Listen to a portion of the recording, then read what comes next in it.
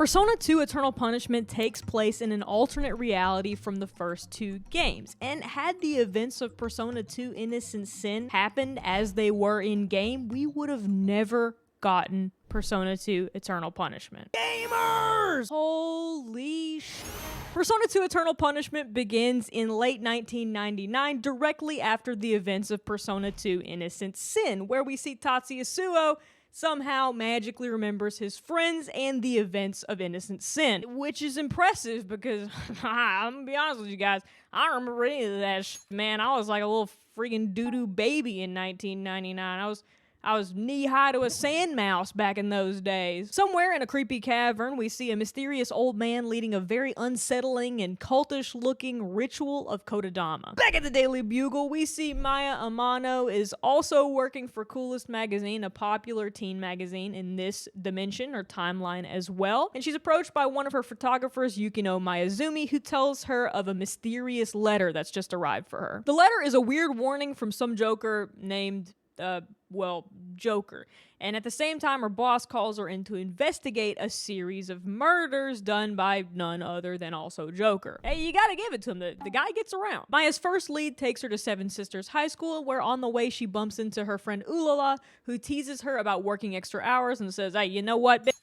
Sign me up. I'm tagging along too. Ulala wants them to go to a mixer party tonight, and she reminds Maya of the mysterious boy she bumped into at the train station, who Maya said felt like she had met him before. That was Tatsuya. It's the ending scene of Innocent Sin, guys. Don't panic. Nobody panic. It's Tatsuya. The mystery deja vu boy, that is Tatsuya. Nobody panic. I'm gonna lose it! No, don't go.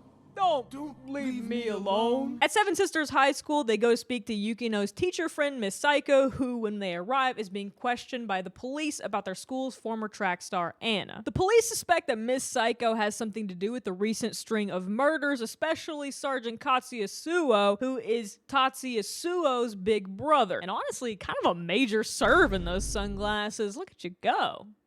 Hey. Before Katsuya leaves, Miss Psycho asks about one of her students and Katsuya's younger brother, who has gone missing recently as well. Miss Psycho then tells Maya that an urban legend about Joker has been the only thing all of her students have talked about recently. Psycho tells them the rumor is that if you dial your own phone number, Joker will answer it and kill someone for you. The gang then goes speak to a history professor at Seven Sisters named Mr. Kashihara, and Mr. Kashihara is not only alive in this realm, but also still a big fan of the occult, and even allegedly wrote a book about a UFO being underneath the city. Ow, Atlas, pull my leg. You wouldn't put a giant spaceship underneath a little town in Japan 2 times in a row. Would you? Maya overhears a student saying that they believe Joker's a serial killer from 10 years ago who's never caught. They also think that now he commands demons. All right. Seems regular, sure. Outside, Principal Hanya is yelling at Anna publicly, accusing her of being the murderer. Also, to clarify, Principal Hanya is hated by his students in this timeline, so makes sense. Anna obviously replies back that she is not the murderer, but gotta say, Anna, that's sounding exactly like something the murderer would say. An underclassman by the name of Noriko then comes in hot and heavy to Anna's defense, but Hanya's having none of it.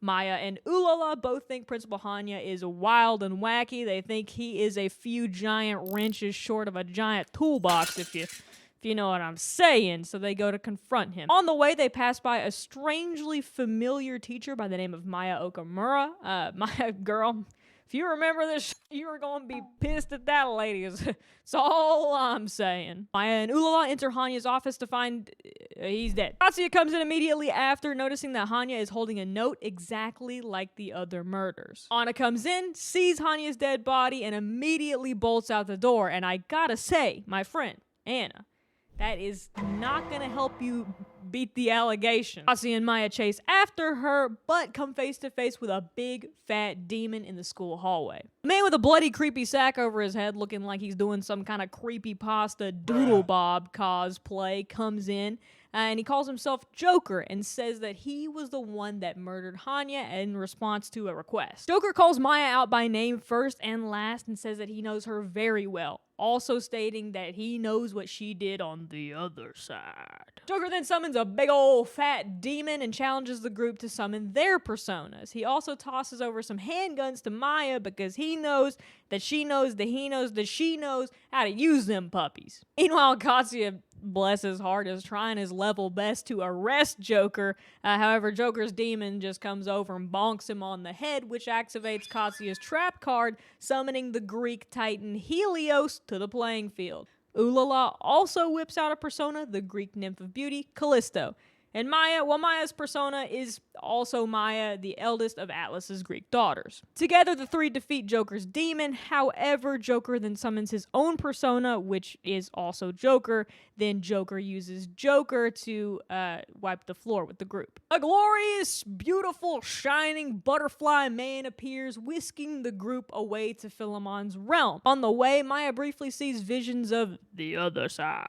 Philemon greets the group and he tells them that he's the one that brought them here and granted them personas, although he's looking very, very transparent in this game. Like somebody took the opacity slider and slid it down to 20 on this poor guy, like up him out somebody. I'm sure that's totally okay though, and will like work itself out. Turns out, it's not. Everything is not really super okay in this timeline, and Philemon explains that as he slowly begins to completely fade away. Philemon warns the group that rumors will start to become reality, and also something, light in the heart of humans.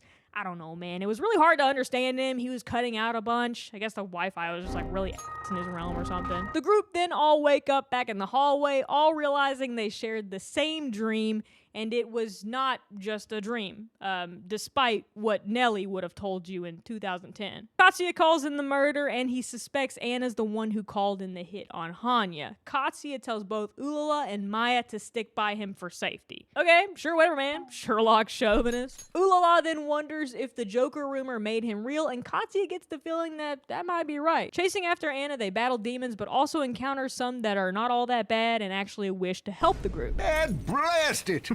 Look, plumber's crack. What did you just say? They eventually find Joker confronting Anna in the school's clock tower. Hey, this is looking kind of similar. Mayhaps I've been here before. Transported via green screen to this realm. Just realizing my background, you can see a gigantic bottle of tequila. And we can pop that baby. We can pop that baby open once we finish this recap, huh? Hey, gotta show some ID around here before you start asking about that stuff. Crazy. What are you doing? Let me get off topic like this. What are you doing? Let me get off task. Oh my gosh. Where the heck were we? In the clock tower, Joker tells Anna that they're partners and he urges her to remember what happened on the other side. This Joker guy is basically that's what you missed on Gleeing every character he comes across, just because he just so happens to have strange planted memories of an alternate dimension. Joker insists that the other side is actually the right world and that this timeline is wrong. Joker then knocks Anna out and somehow puts Ulala, Maya, and Katsuya all to sleep. Tatsuya then bursts in right in the Nicholas of Ticholas, or the nick of time, and he fights off Joker. Joker runs away but recognizes Tatsuya as being the Tatsuya from the other side and not the Tatsuya from this side. He gets right down to business and gives Maya a card to the Kuzunoha Detective Agency and tells her to go there and spread a rumor that everyone wearing a Seven Sisters emblem will be safe from Joker. Tatsuya then warns her to not get involved any more than just this.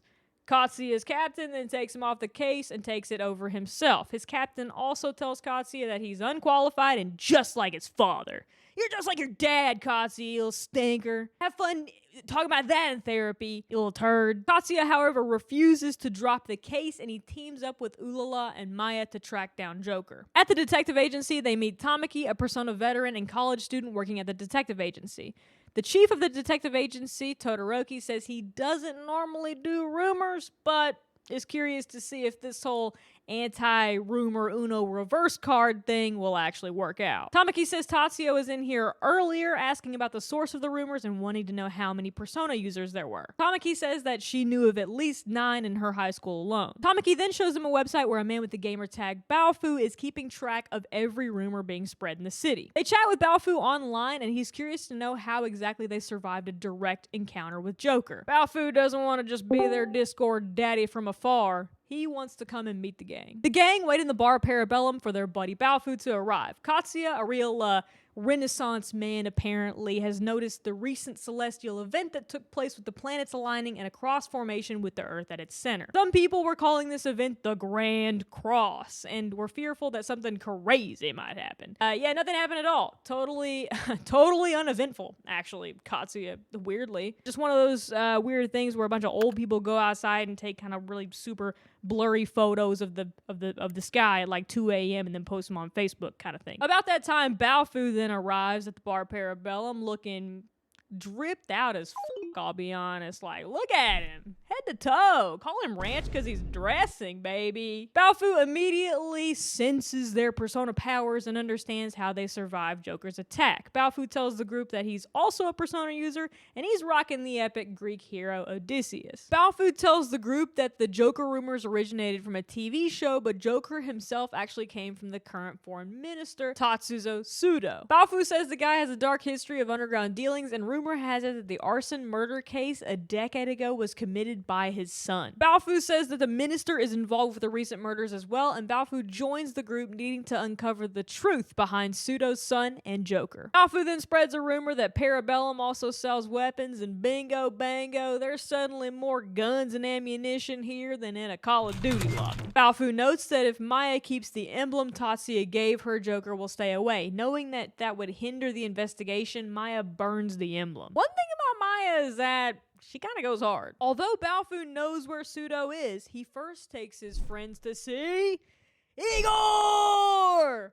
Woo! It's a Velvet Room, baby! We're going back! Igor introduces Maya and friends to the Velvet Room and explains that his boss, Philemon, has him, Belladonna, Nameless, and the Demon Painter all on payroll just to help them grow their funky little personas. Belladonna mentions that there was a boy earlier in the Velvet Room who was sad at a recent tragedy, and this sparks memories for the whole crew of them playing the Persona game when they were younger. Exiting the Velvet Room, Baofu reveals that he's chronically online, Katsuya reveals that he's a cat lover, and Ulala makes the connection that this Tatsuya guy seems to be appearing everywhere they go. Then head to the sanatorium where Sudo's supposed to be, but all they find are a bunch of dead bodies that look like they were killed and mauled and murdered by demons. Baofu recognizes one guy as a member of the Tien Daolien, the Taiwanese mafia, who worked for Minister Tatsuzo. Katsuya at this point wonders why Tatsuzo would order an attack on the very sanitarium his son was in. The gang stop to see Trish, the greedy healing fairy, and then journey over to Sudo's cell where they find it littered in the scrawlings of a madman. The evidence in this cell is pretty gosh darning, if you know what I'm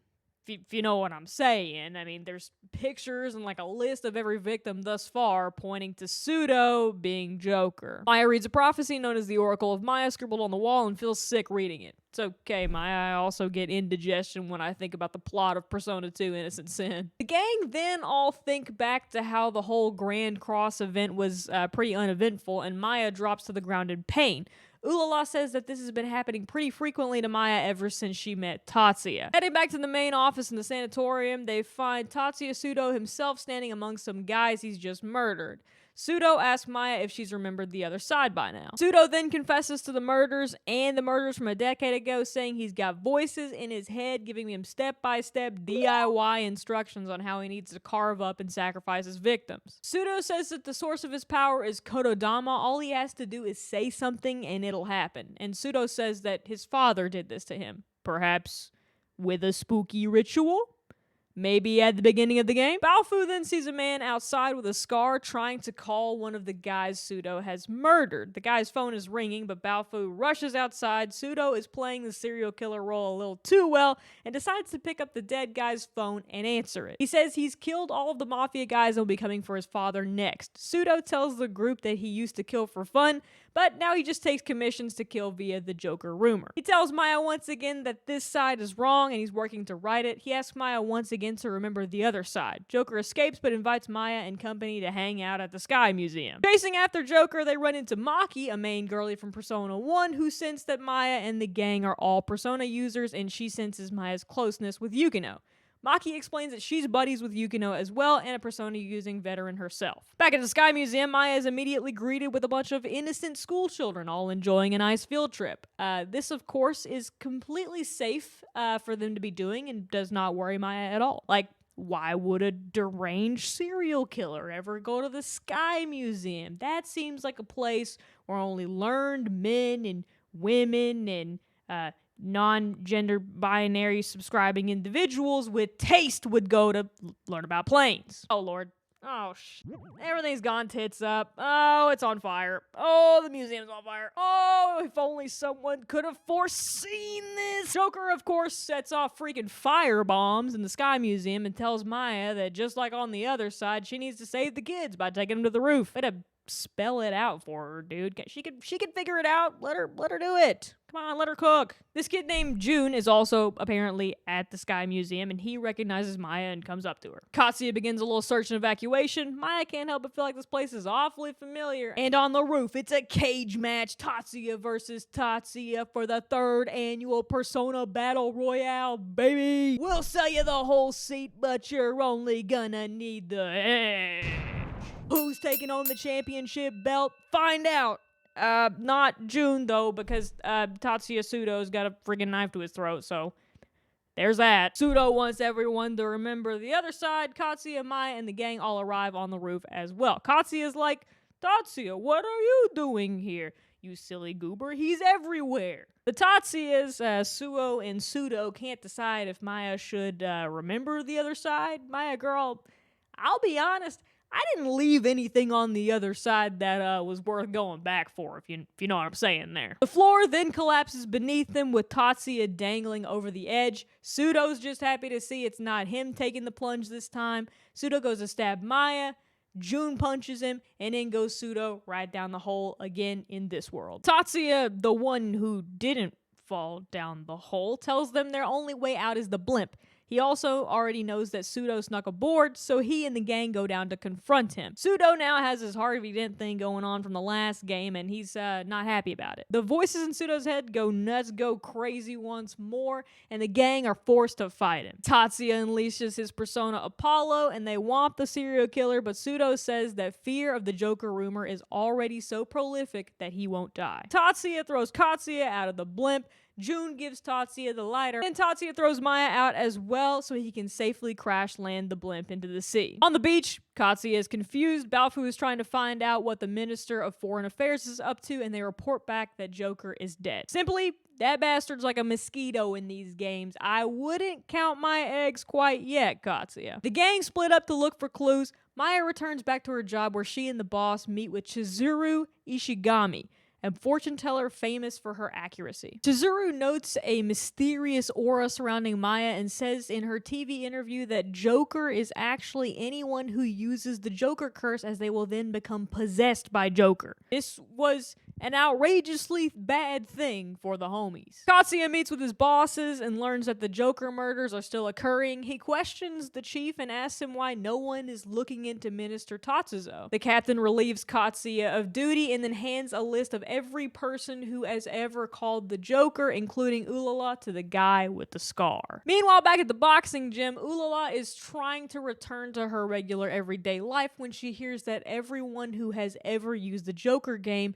has now become Joker themselves. Meeting up with Miss Maya, Balfu says he heard about the rumor Chizuru spread and the pseudo cover-up. He concludes that Tatsuzo's pulling strings behind the scenes and that he just ordered a hit on someone. The police are compromised. The rumor is creating more Jokers. Speaking of which, Ulala calls Maya and tells her to stay away because she's changing into a monster herself because she used the Joker curse. Balfu wonders who she would have wanted dead. Maya has a little Raven Simone gaze into the future moment and sees Ulala beating up her ex-fiance who stole all her money. Heading to find Ulala's ex-fiance, the gang pass by the Sumeru prison where an oddly familiar off-brand Gerard Way looking student named Akichi and his girlfriend Miyabi are working on their band. Gang locate the scammer and then find Ulala in her gym. Ulala announces that actually, fun fact, she really just wants to kill Maya. She summons her persona Joker and the team stomp the shit out of her, freeing her from her Joker possession. Ulala then reveals that she did actually want to kill Maya once when she was drunk.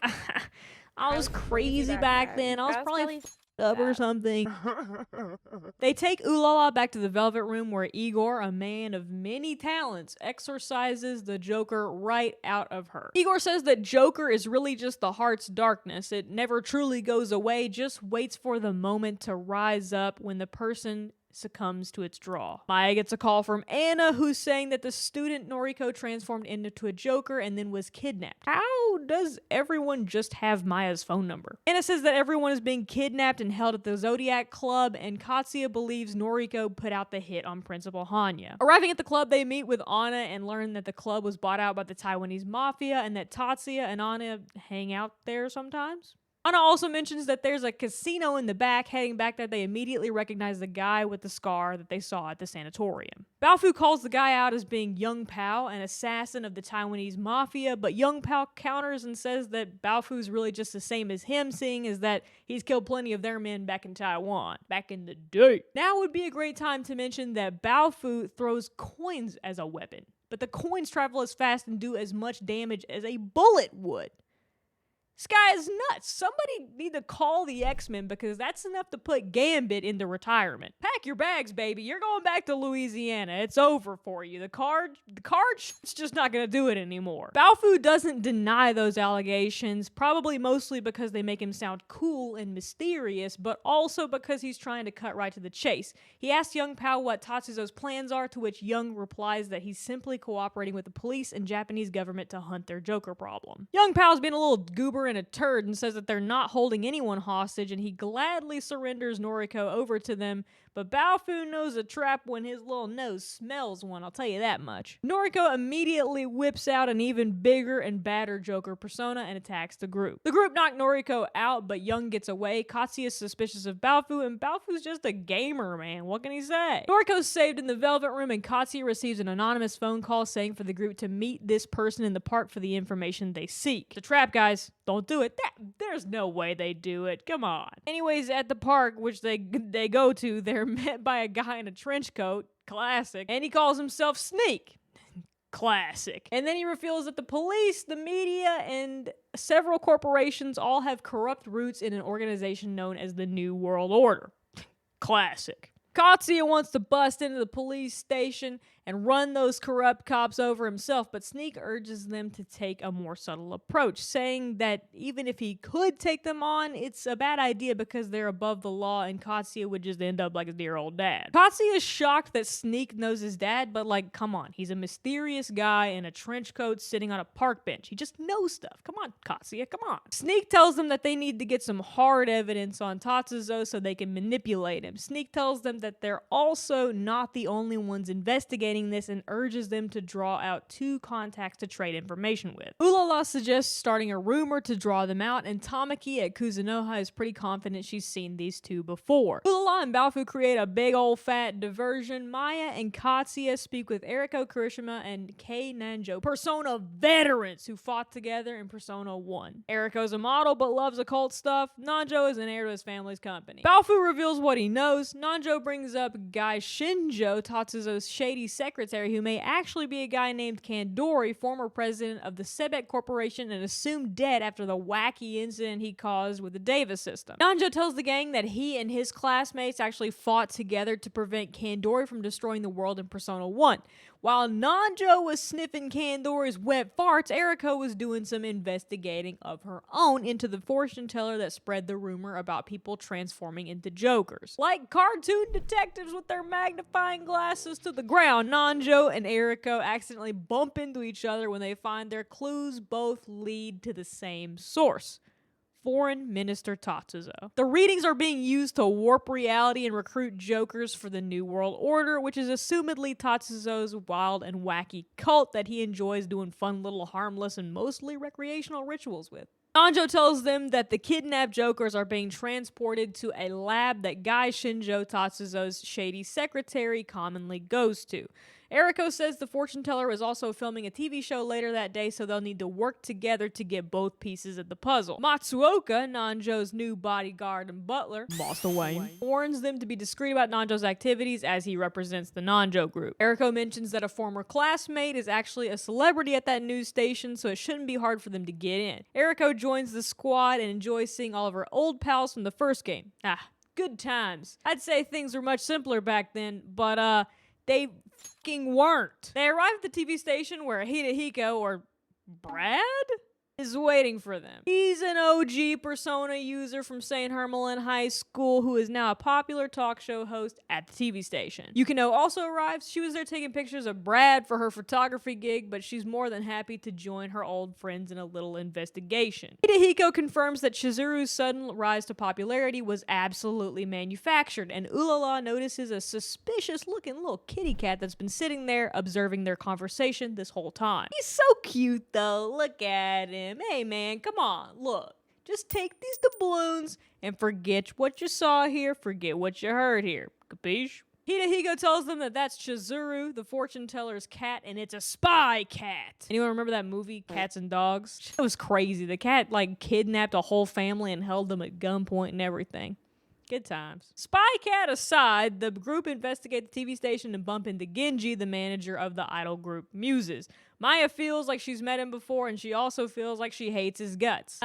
Lean into that, Maya. Just definitely trust that. Maya also meets Lisa, a familiar student who she knows has a crush on good old Tatsuya. They also run into Jun's mom, Junko, who is a huge star. Real big shots here in the studio. Real star-studded day. The gang is so starstruck they might as well be a 2009 Lady Gaga song featuring Flo Rida. The gang head into Chizuru's dressing room where they find out that the little cat, the little fucking cat is actually a level 100 illusion mage and traps them all in his little kitty cat genjutsu. Little Apache Muchiya traps them all in his Myeongekyo Sharingan.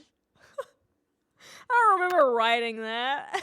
Eriko then hits Shiki the cat, last of the Muchiya clan, with a fat Uno reverse card. Turns out she knows this spell and exactly how to reverse it. The black cat remarks to the group that it's surprised they've succeeded, but lets them know that they're not out of the dangers of this mirror world just yet. Hidehiko then attempts to help them in the real world. Meanwhile, back in the mirror dimension, Eriko is getting chased by a crazy stalker of hers in the real world who at one point even broke into her house. He comes at her with a chainsaw but is thwarted. Eriko reveals that the stalker was jealous that she harbored a little crush on the protagonist of Persona 1, Naoya, while they were running around fucking up some demons together. Tatsuya is like, it's probably just a manifestation of the cat's illusion. Then next thing you know, there he is, the man himself, Naoya, Persona 1 protagonist, just in time to take the world's fattest dump in Eriko's Cheerios. Naoya tells Eriko that this weird crush thing she has for him is nothing but a bother. Tatsuya senses a disturbance in the force and randomly shoots his gun, revealing the black cat. The cat tanks the bullet no problem and then turns into a big old monster that the group battle. The cat is vanquished, the curse is lifted, Chizuru feels her cat's been murdered but still goes through with her plan, stating on TV that even more jokers will appear, and Junko immediately begins to turn into one. Tatsuya rolls into the studio to protect Lisa from Joker Junko.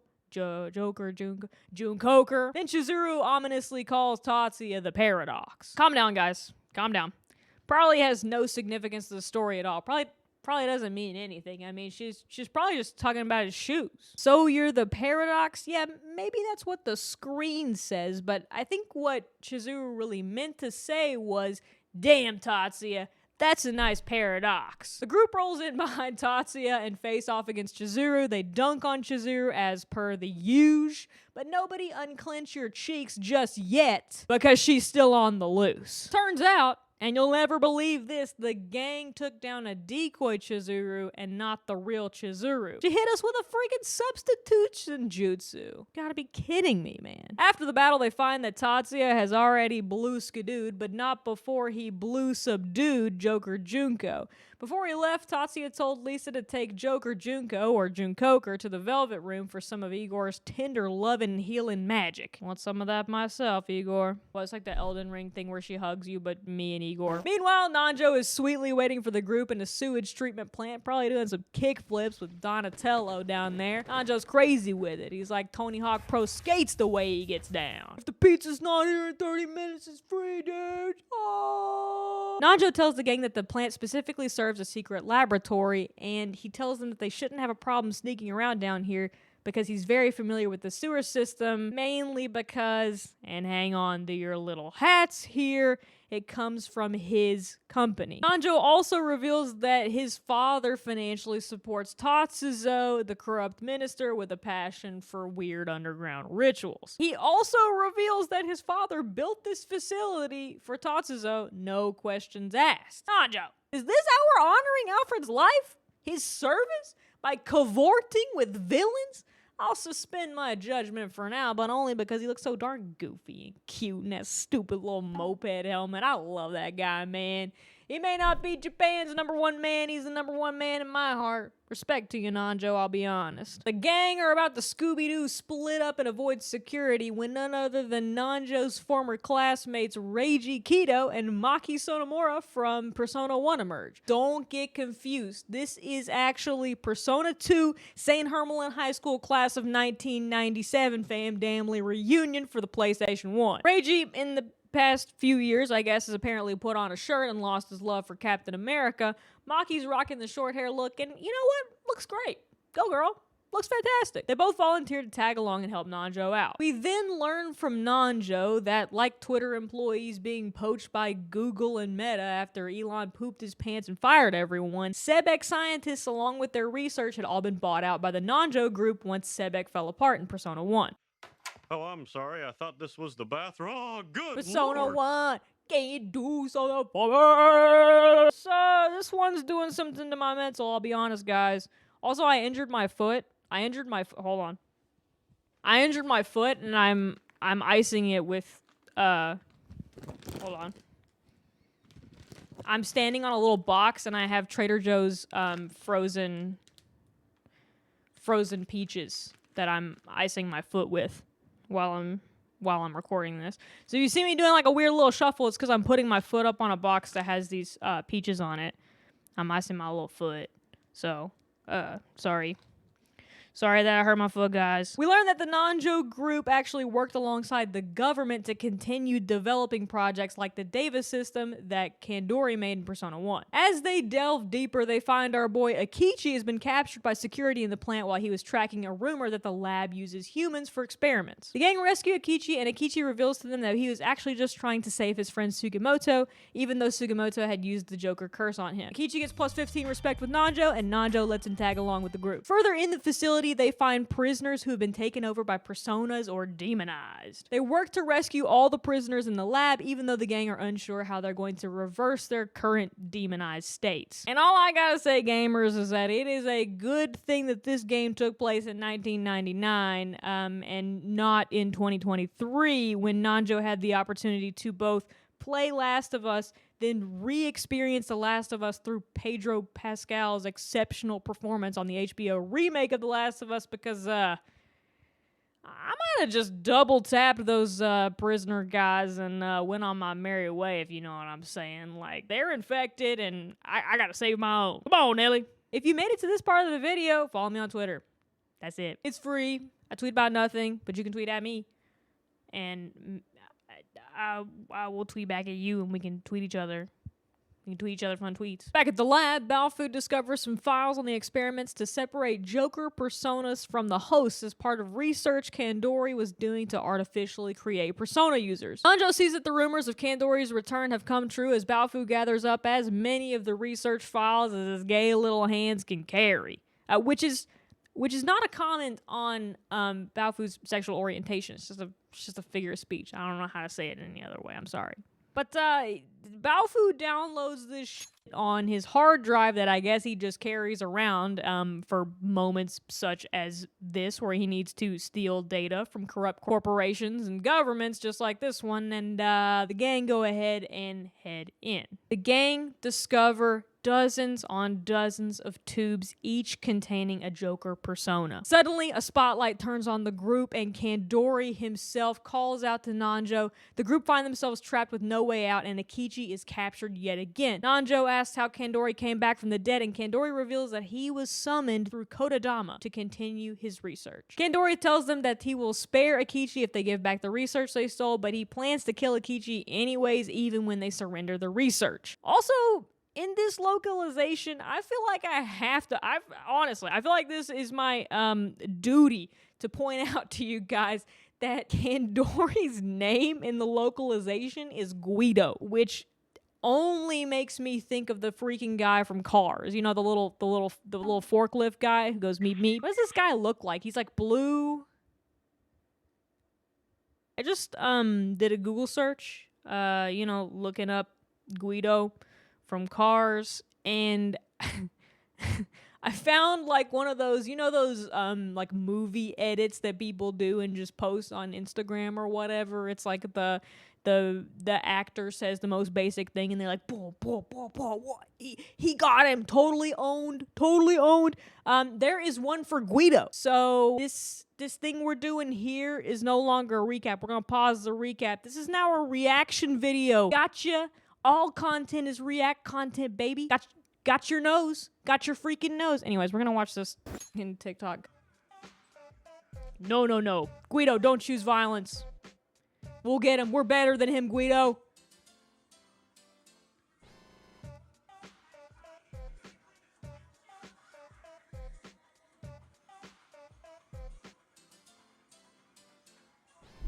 Watch out, Akechi! Kandori's got his forklift certification! Just before Akechi gets ran over by a pistol-wielding Italian forklift, he jumps in, Genji E's deflects the shot, saving Akechi and cornering Kandori. Tatsuya's got it together for this game, I gotta say. Look at him. Posted up with his little sword. You, Narukami, take notes, baby boy. Like, this is it. He's the blueprint. A firefight breaks out, and the gang manages to escape with the victims, and Tatsuya, one-man army Suo, holds off Kandori. Akechi's friend Sugimoto appears completely demonified, and they're forced to do battle with him. Nanjo is able to not kill Sugimoto, which obviously has Akechi feeling a bit better. Then they didn't have to Henry and Sam his buddy. Baofu pulls a Han Solo and says he took the hard drive with the research data back as well. I love that guy. Baofu appreciation post. Somebody give me a Baofu fan cam.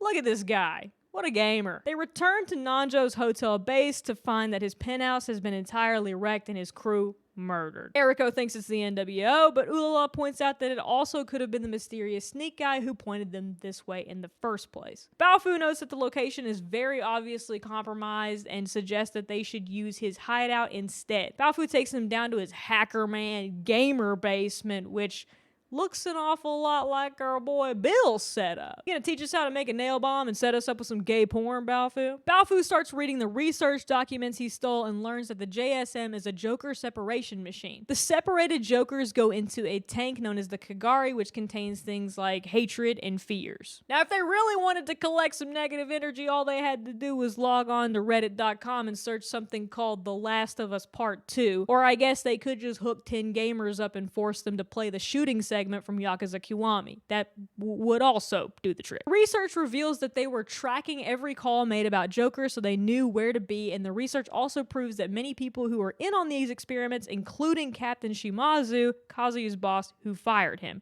There was also evidence of an additional project of making some sort of military robot. Katsuya ties it all together, saying that Chizuru would spread more rumors with her broadcast, Young Pal's Mafia would hunt down the Jokers, and then take them to Kandori for further experimentation. Captain Shimazu would use the police's influence to cover the whole operation up. Baofu points out that, you know what, this is great and all, but they're actually gonna need some hard evidence if they're going to tie it to Tatsuzo and take him down directly. They hear that at Smile Mall, Genji is meeting with Chizuru as part of a seminar to cleanse people affected by the Joker curse. They sneak into the mall and spy on Genji selling the idea of salvation by simply touching Chizuru's blessed dragon statue, which the gang recognized as a JSM or Joker separation machine. When they activate the statue, the negative energy is then harvested out of dozens, but the gang quickly rush to pull the fire alarm, disperse the crowd, and shatter the Kagari to stop them from harvesting the negative energy. Upon shattering, all the negative energy flows out of the tanks and directly into Genji, turning him into a super powered up Joker with an equally powerful persona. The gang defeat Genji and are then contacted by Sneak, who wants to meet up again to give them a new lead. Katsuya believes it's likely a trap but wants to go anyways to see if they can learn anything. When the gang arrive in Alba Park, Sneak reveals himself to be Chief Togashi, and while the attack on their hotel was probably the NWO, Togashi Sneak reveals that they never trusted him enough to inform him of the attack, so Togashi couldn't have informed the gang even if he wanted to. Togashi, who used to be Sneak, then explains that the NWO worship a godlike figure called Gozen, which is actually just the mummified remains of Kyotada Sumeru, the shogun ruler of this land during the Warring States era. And he was unearthed 20 years ago in the park and then became the source of the powerful curses. This is so wild. I have to dust off my tinfoil hat for this bad boy. Jeez, oh Pete. And don't get me wrong, it is better than Bolantiku thought forms in Mayan ruins in South America and Japan. But hear me out. This scenario, worshipping the mummified remains of a previous shogun ruler, is like if they made a National Treasure 3 where Nick Cage finds out that the FBI is worshipping the mummified remains of George Washington in all of his walrus-toothed glory and doing his little dirty work or whatever, like the Night Mother from Skyrim or something. Disney, if you're listening, if you're out there, girl, I do have a lot of ideas for National Treasure 3, and yes, of course, in my hypothetical National Treasure 3, Nick Cage would be able to read Mummy George Washington's mind like the Dragonborn can read the Night Mother's mind in Skyrim. So, please get me in the writer's room. I think we could really make something great together. Anyways, my email is... Anywho, these mummy-worshipping guys plan to destroy the world outside of Sumeru and create a utopia because, in their eyes, the entire rest of the world is a big old fat sack of sin that must be met with punishment. Sounds familiar, right?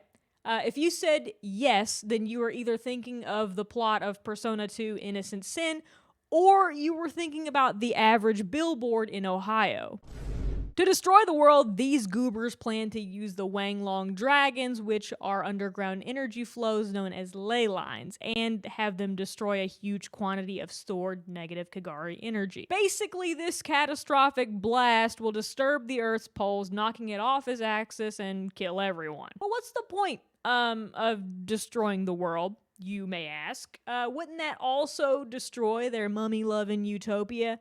Well, the crackpots of the NWO have already thought of everything. So here's their magic plan.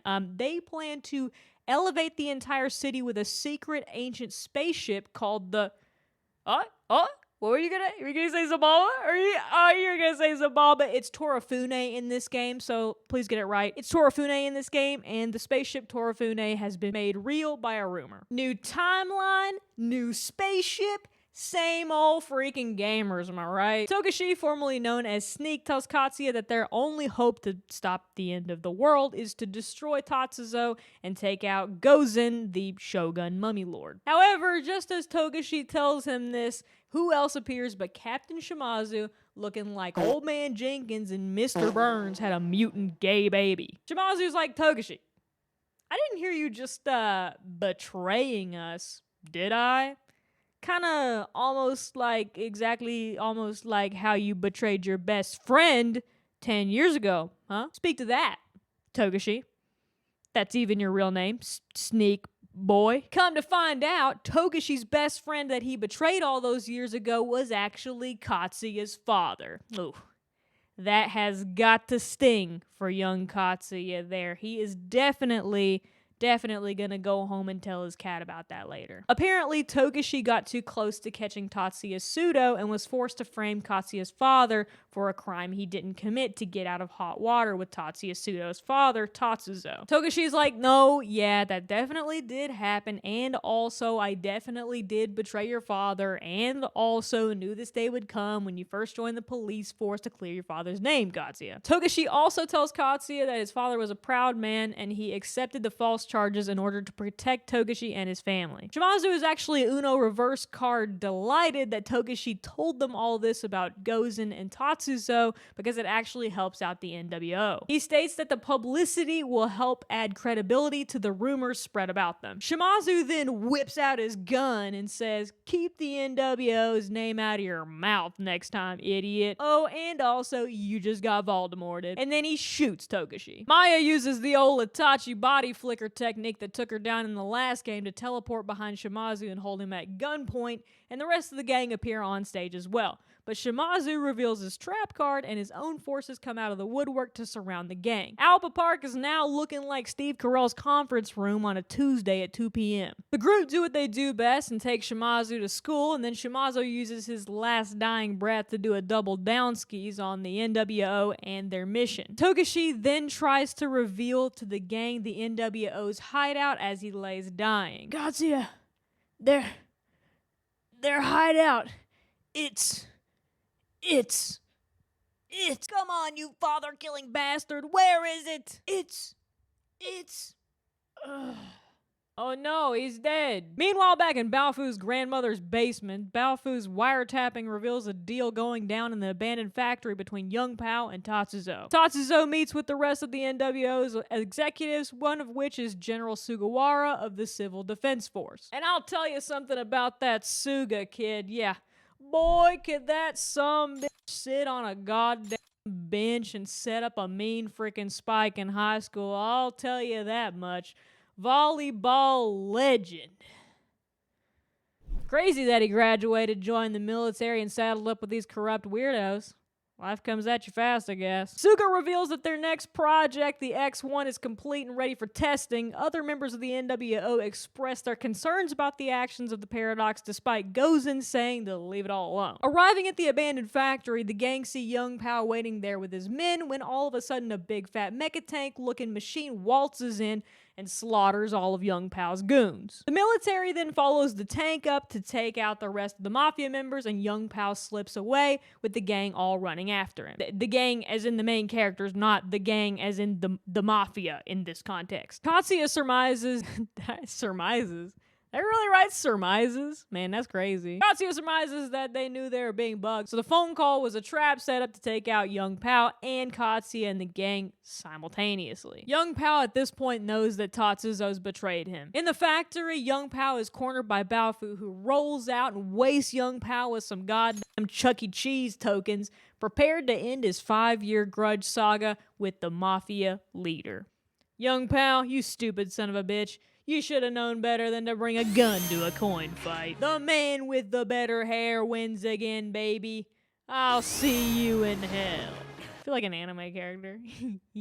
But then, Katsuya stops Baofu in his tracks, calling him by his real name, Kaoru. Katsuya says that his real identity is Kaoru, former prosecutor of the Sumeru Special Investigation Unit, whose partner was murdered by Young Pao and his mafia when they were investigating his connection to Minister Tatsuzo, who of course covered up the whole thing. Law and Order SVU? More like Law and Order Sumeru! Hey, to the me that's editing this, I see you in there. I see you in there looking...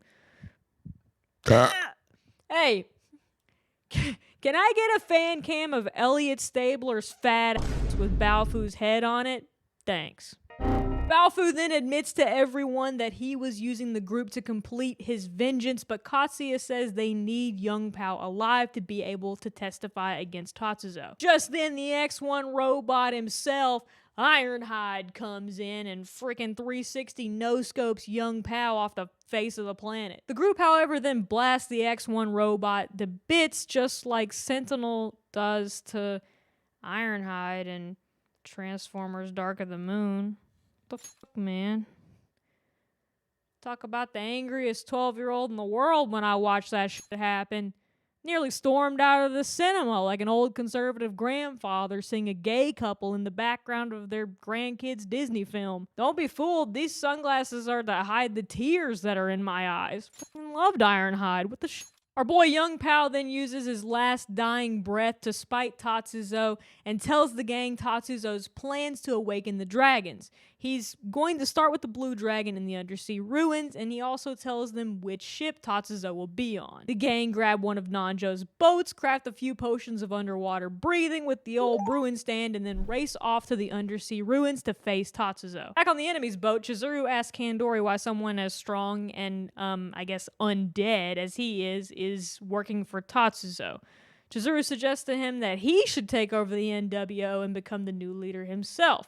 Kandori tells her that his interests actually lie with the Paradox Tatsuya and his merry band of gamers, but doesn't really elaborate on that any further. Because he doesn't have time to, and also because there's a big fat explosion which rocks the boat. Don't tip the boat over, be careful. And Kandori believes it's the work of the Paradox. The gang make their way towards the cruise ship in flames, and Kandori lowers the onboard submarine and Subnauticas his way to safety. Look at that cheeky grin on his freaking face. That's the smirk of a guy who's got a whole freaking prawn suit on that bitch.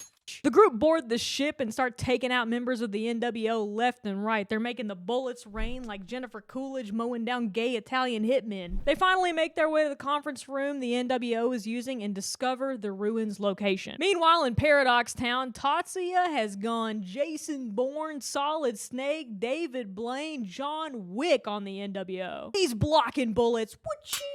He's slicing and dicing. He's logging onto the iDroid and calling Ocelot his little Discord kitten. Snake, is that you?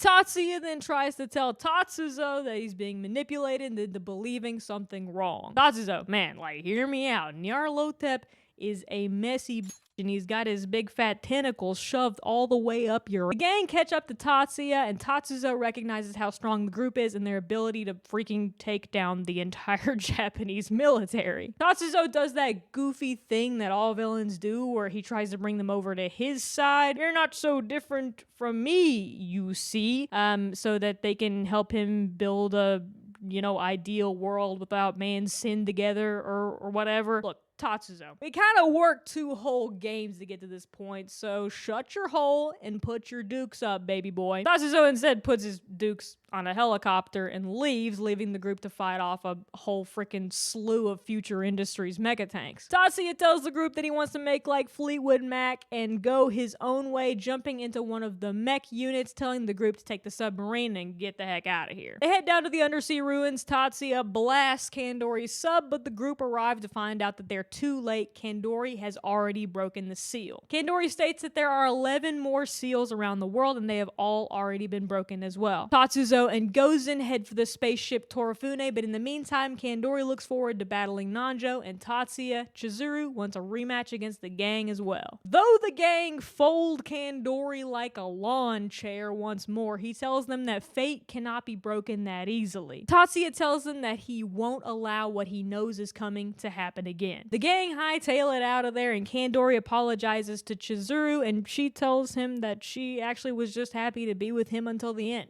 What a random and I guess kind of sweet little romance there for our boy Kandori.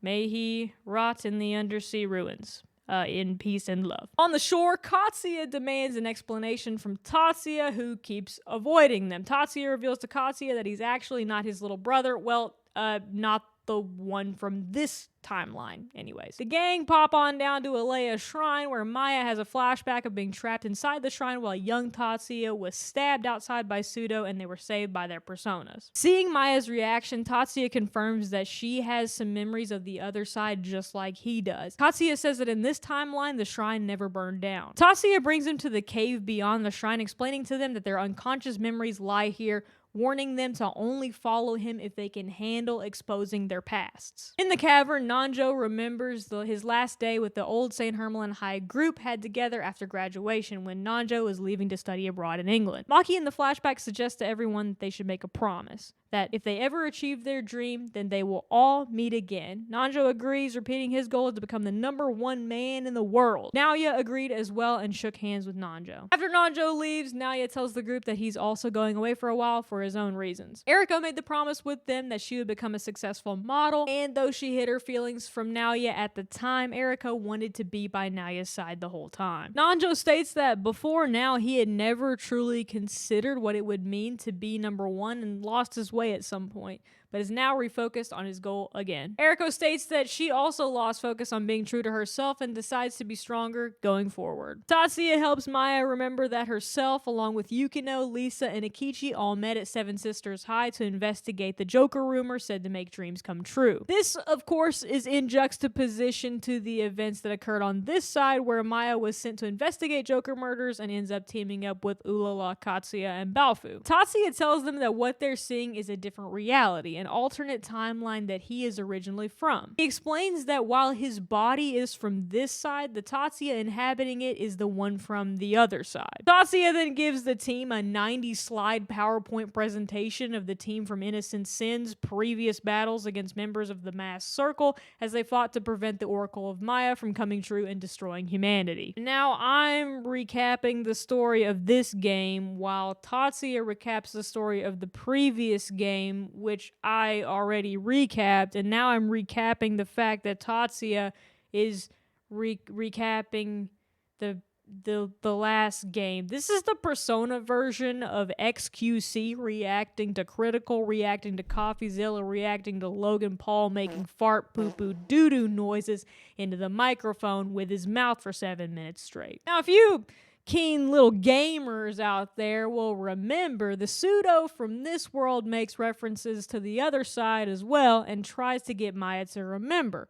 Tatsuya informs him that he is actually the pseudo from this side, not from the other side, but he's being used via the crazy voices in his head and the other side to make Maya remember as well. Nanjo and Eriko are no strangers to parallel dimensions, and they recall their time sorting out Maki's madness in the first Persona game. Tatsuya tells them that the mastermind behind all of this is a goober named the Crawling Chaos, Nyarlathotep,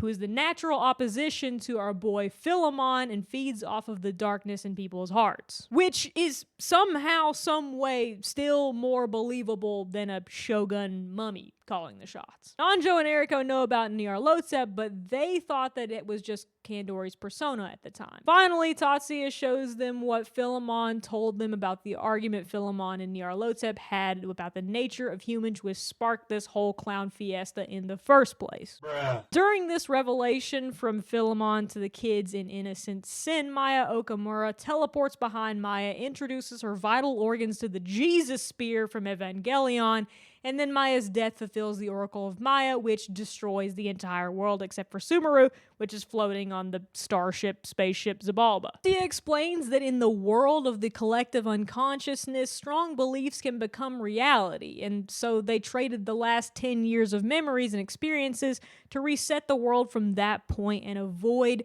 meeting, which created this alternate timeline and a chance for a do-over in the timeline they're in now. Everyone except Tatsuya did end up forgetting the other side, but as the paradox, Tatsuya recalls that this reality only exists because they all forgot the original one. If everyone remembered the other side, then it's possible that the distortion might end this side's existence, which is why it's important that Maya and the others do not completely recall the other side and why Tatsuya has been fighting alone this entire time. Maya hugs Tatsuya, thanking him for his hard work and sacrifice. Good work, young man. Look at him go. Look at that little funky gamer go. Little god-tier gamer. The group accepts this explanation, and Eriko and Nanjo sense that their work here is done. Bye, Eriko and Nanjo. Shout out to another Persona game where Nanjo's employees are murdered to further the plot. Nanjo and Eriko resolve to go their own way like Stevie Nicks and Lindsey Buckingham, except they didn't cheat on each other a bunch and make a lot of fantastic music about it. Tatsuya then takes his place with the others, and Baofu puts spaceship Torafune into his Google Maps to find that, oh yeah, it's actually just through this underground subway tunnel, and we don't really need to call an Uber or anything, guys. It's pretty convenient. Kind of nice. We can walk there. Walkable cities. Not a car in sight. Just people vibing, living their lives. The gang find one of the trains at the NWO had loaded with supplies and take a ride. Ulala questions why only Tatsuya naturally remembers the other side, but he can't give her an answer. Tatsuya is the only high schooler amongst the adults, and he asks how hard it is to be an adult. Baofu says, honey, you got a big storm a-coming. Arriving safely on the train, they see the military has already secured the spaceship. Within, Tatsuzo prepares the final step of his plan to cleanse the world. Tatsuzo then leaves the Torafune in the hands of his backup setter Suga and moves to ascend to Utena with Gozen. So there's this guy named Tatsuya, and he leads the gang into the starship Torafune and tells them that back in his day it was the starship Zabalba, and while inside the starship their thoughts are made real, so just keep it positive, or better yet, keep it clear up there, okay? And let me tell you folks at home, I would be an asset on the old Zabalba or the Torafune, because listen, there is nothing but TV static and the Zoo Pals commercial playing over and over up here between my ears. So if you're ever on a spaceship that manifests your thoughts into scary stuff, just call me. I'm available anytime, I guess. You gotta pay me, though. You can pay me in gum. However, the only problem is that Tatsuya is a nerd and he can't even take his own advice. He accidentally conjures metallic manifestations of his friends Lisa, June, and Akichi, and they tell Tatsuya he's forgotten his promises to them and warps Tatsuya away. Tatsuya's three pals lay him out like Jack Sparrow on the spit in the second Pirates of the Caribbean movie in front of a Leia shrine and move to execute him. But he stops the blade and tells his metal pals that he'll accept his punishment, but not right now.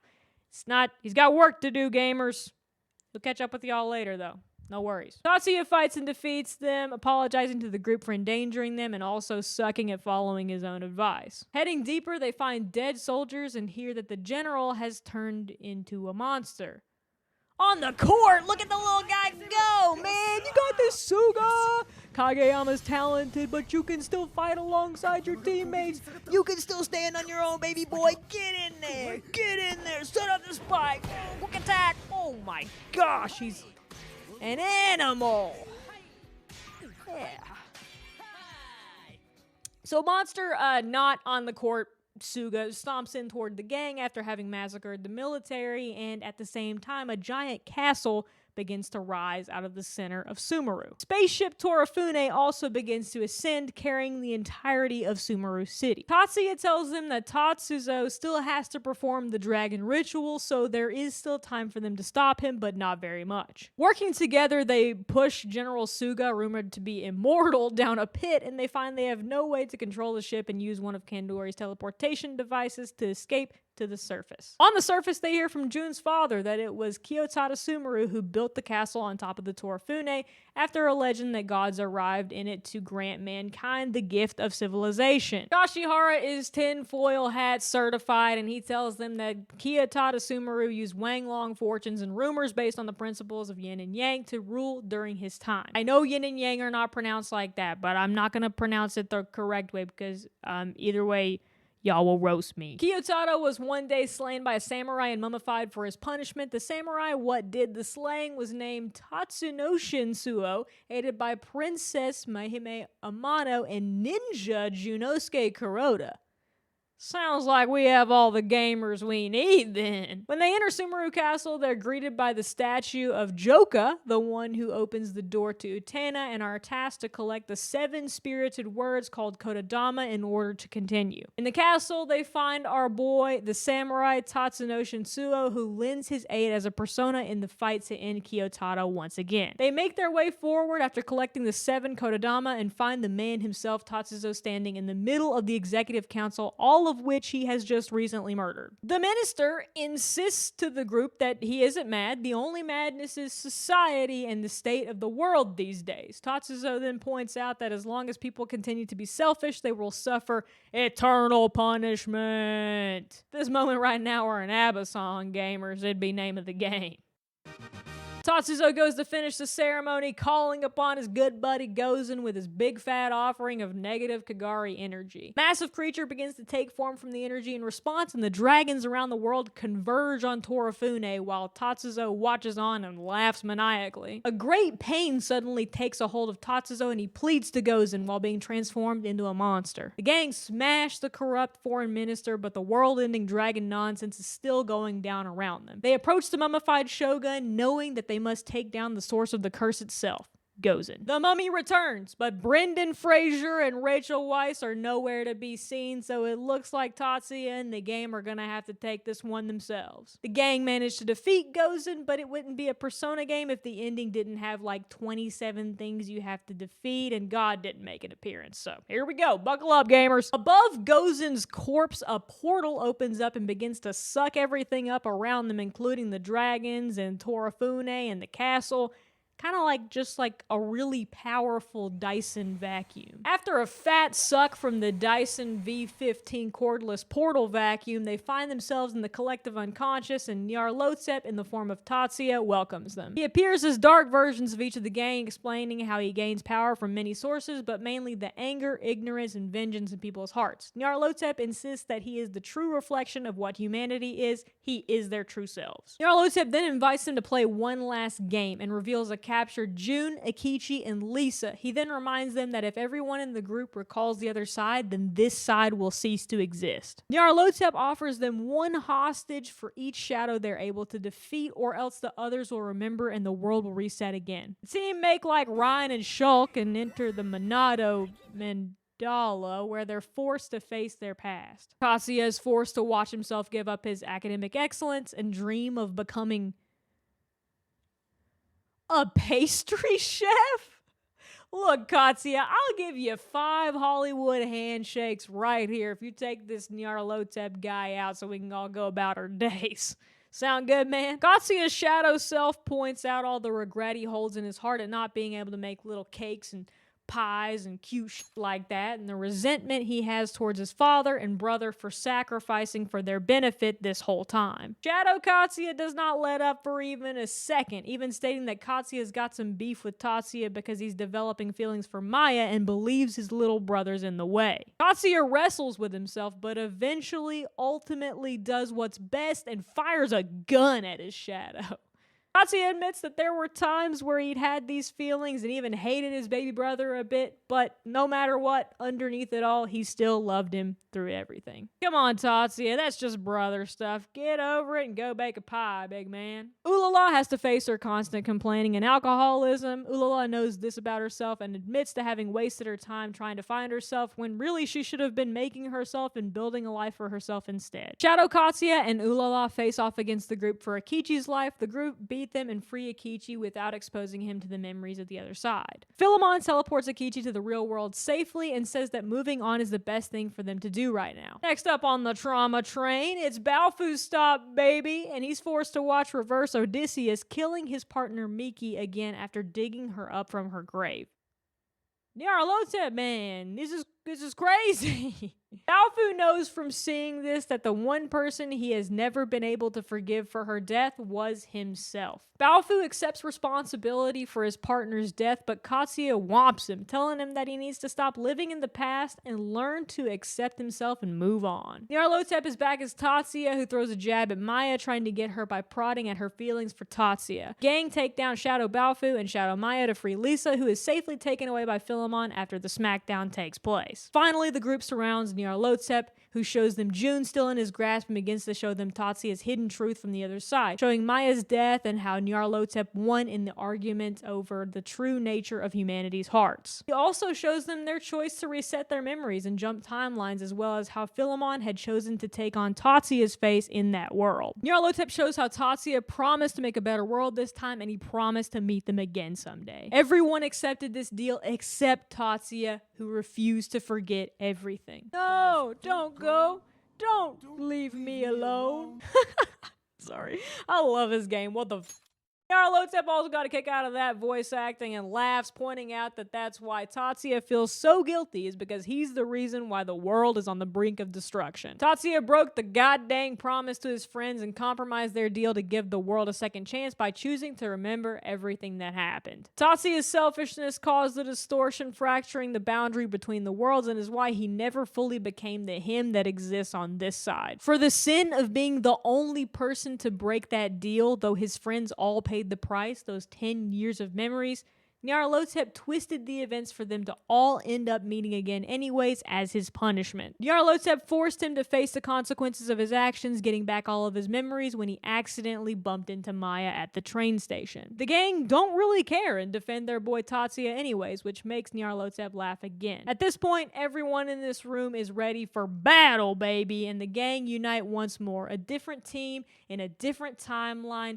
banding together to take down the crawling chaos Nyarlathotep. The gang face down Nyarlathotep and give him a run for his money, forcing him to take on a more powerful form to contend with them. Maya, Ulala, Katsuya, Baofu, and Tatsuya stand side by side and defeat the crawling chaos. Philemon appears once more, taking June in his arms to safety to inform Nyarlathotep that he has taken the loss for now, but reminds everyone that humans cannot exist without their shadows. Tatsuya, though, is not taking any more chances, and he rushes forward, giving Nyarlathotep the final double-decker knuckle sandwich. Nyarlathotep poofs off to hell or Tartarus or wherever, and Tatsuya turns to face the group, telling them that there's still one last threat that must be dealt with: Tatsuya himself. Tatsuya tells them that as long as he stays there as the paradox, the world may eventually be engulfed by the other side. Maya understands what Tatsuya means by this and goes to try and stop him. Tatsuya thanks her, and then Vulcan nerve pinches her to knock her the heck out. Tatsuya then thanks everyone else as well. Tatsuya prepares to return to the other side by departing from his body on this side, and the gang all wish him well as he vanishes and his body collapses. As the events of Persona 2 Eternal Punishment begin to come to a close,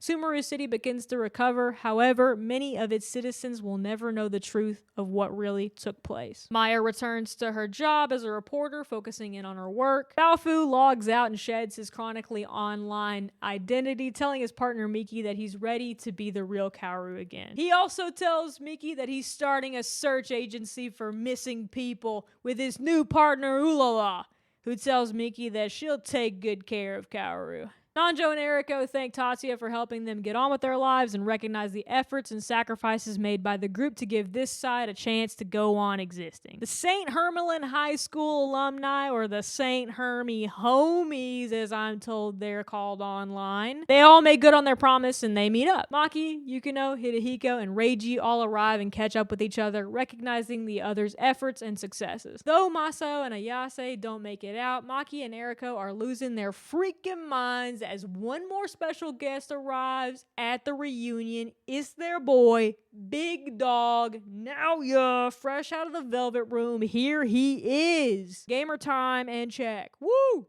Pog. Back at Alea Shrine, Akichi, June, and Lisa find themselves all gravitating there with a strange feeling that they've left something important behind. Meanwhile, on the beach, Katsuya and his real brother from this world, Tatsuya, have a little bro talk and make amends. Tatsuya tells his brother that number one, he makes a mean fucking creme brulee, and number two, he's also interested in becoming a detective like Katsuya and their father. Little baby sparkly yellow butterfly Philemon watches on as Maya sees Tatsuya on his bike, taken aback as she stops for a moment but remains strong, knowing that she can walk tall on her own, let go of the past, and move on. Hard as she's crazy for that. I love that girl. Persona 2 Eternal Punishment went on to sell over 400,000 copies worldwide, and while it's one of the lesser known and lesser played games in the Persona series, it still has a massive cult following and tons of people who adore the heck out of this game.